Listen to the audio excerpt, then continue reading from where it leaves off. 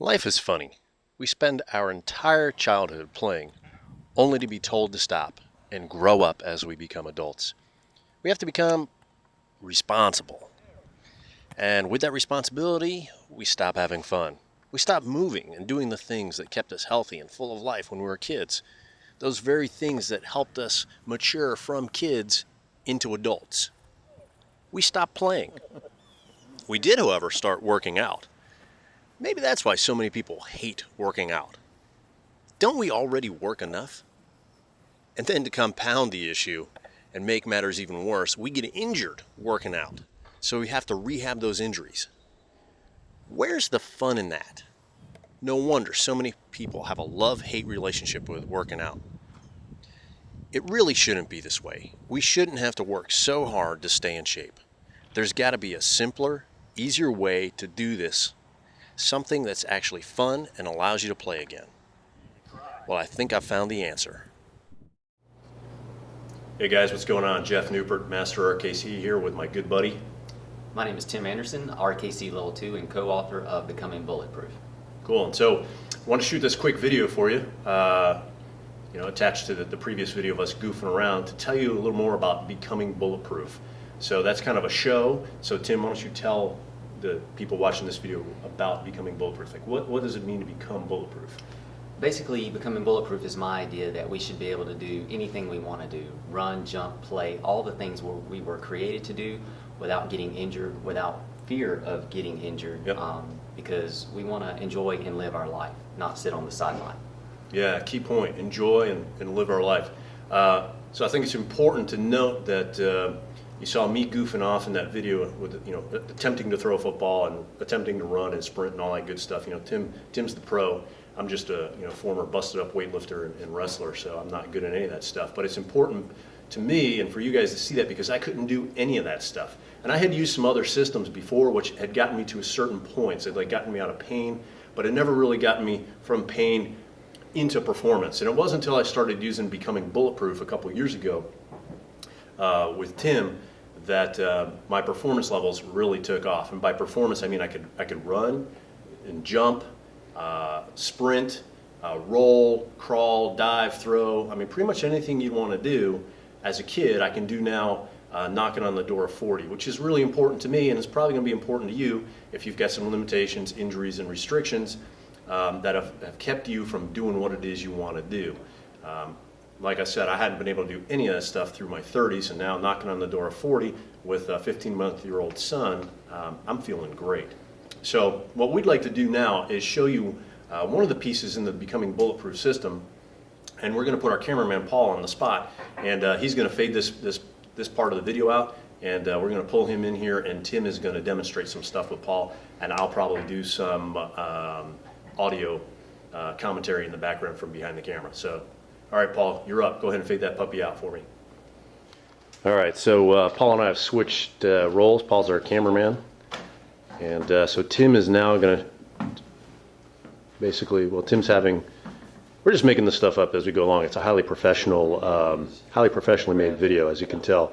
So Tim just had Paul take his shoes off because we don't believe in squatting in shoes because it messes up your proprioceptors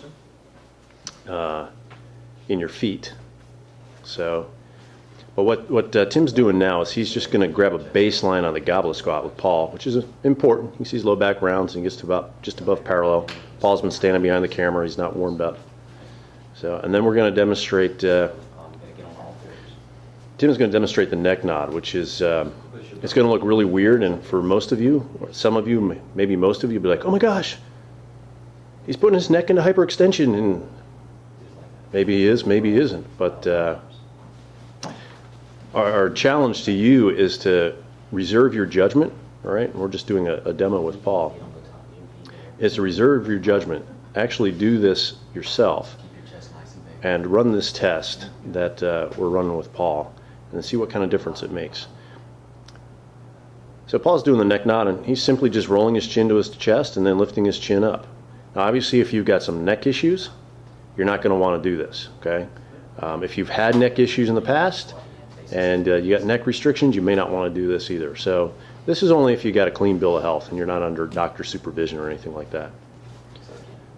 So now we're, Tim is retesting Paul's range of motion. And you can see he got a little deeper. Yeah, his low back's still rounded, but just from doing some neck nods, I think probably 5 to 10, you saw that his squat depth improved. So Tim's going to run through some more neck nods. So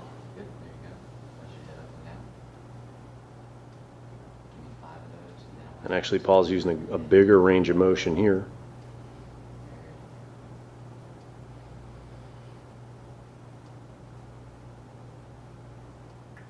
He's doing a little slower. Now Tim's going to have him do some rotation work.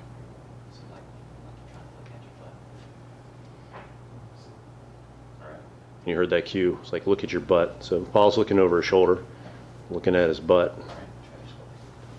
Oh, wait. We're not supposed to have fun on video. So the technical term is, the scientific term is the gluteus maximus. So, and, you know, just like you'd see from some other systems, the same type of thing here. Just test, retest.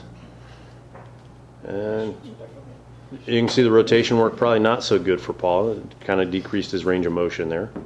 So what we do is probably just have him go back to regular neck nods.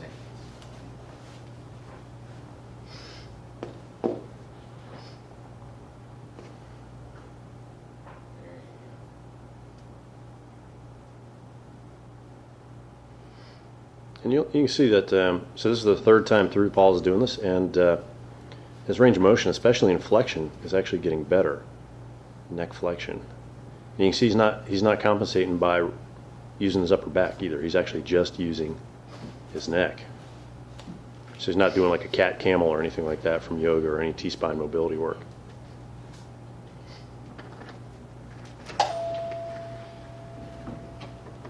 And voila, range of motion is back.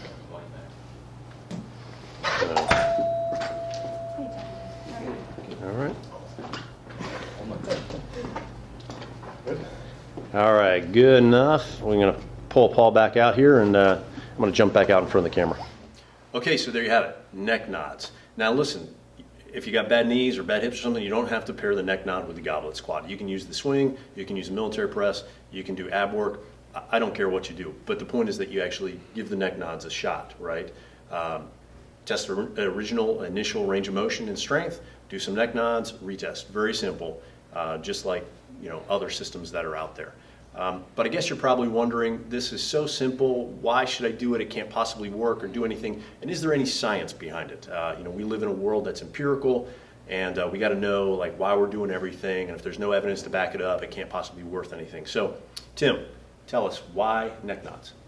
Well, basically, your head controls your vestibular system. Actually, it's the home for your vestibular system. And that's your balance system. And it is the most important system because all other systems are routed through it. It's actually the first system you develop. 21 days after conception, that system starts developing. Anyway, so when you move your head and your neck, you're stimulating your vestibular system, which is also intimately tied to all the muscles of your body, especially the muscles of your core. So by taking our head up and down, we're also stimulating our core muscles. And not only that, we're building head control. And that's important too. Right, head control, very, very important. A lot of us, we see a lot of people walk around with this forward head posture, and so we try and stretch, deep neck muscles and initiate deep neck muscles, and really that forward head posture is a lack of head control, right, from sitting all day long. And head control is very, very important, as Tim said, because it's controlled by the vestibular system. But according to child developmental specialist Sally Goddard Blythe, who deals with children who are developmentally disabled, she states that head control is actually the key for maintaining and developing posture, coordination, and balance. And what do we know those three things as? Those are what we call strength. So we can conclude then, if you lose head control, you're losing posture, coordination, and balance all at the same time, maybe one of those three more than the other, but overall, you're becoming weaker. So one of the keys to becoming stronger, right, is doing your neck nods, developing your head control, and developing your proprioceptive system. So there you have it. Give those neck nods a shot. And one more thing, in case you forgot what I said in the voiceover, right? If you've got any neck pain or any neck issues, make sure you don't do this until you get cleared by your physician, doctor, chiropractor, physical therapist, whoever's treating you, okay? So give that a shot. Again, Jeff Newport, Master RKC, my good buddy Tim Anderson, saying thanks very much, and we'll talk to you soon.